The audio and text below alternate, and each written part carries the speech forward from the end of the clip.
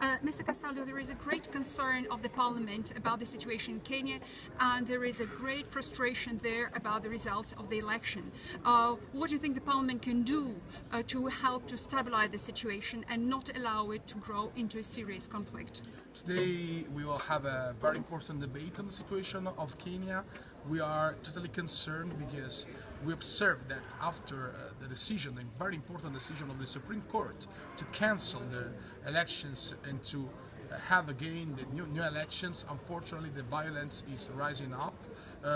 President Kenyatta apparently won again, but there are still many doubts and concerns about the regularity of those elections, and a country that was really stabilizing itself, that it was taking the right direction, strengthening democracy, strengthening also the respect for the civil society, is coming back to chaos, is coming back maybe to the same situation that we observed in the past, with even the risk of an inter-ethnic conflict. This is not acceptable in our opinion.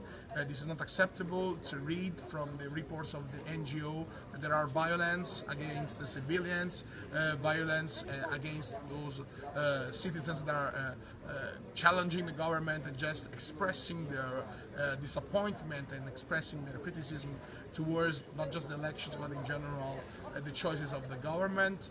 There must be a total respect of the rule of law, of the international commitments taken by the Kenya for the treaties that they signed up in the past, and you must play a very strong role. The Parliament should be the voice of the citizens of Kenya that nowadays have no voice.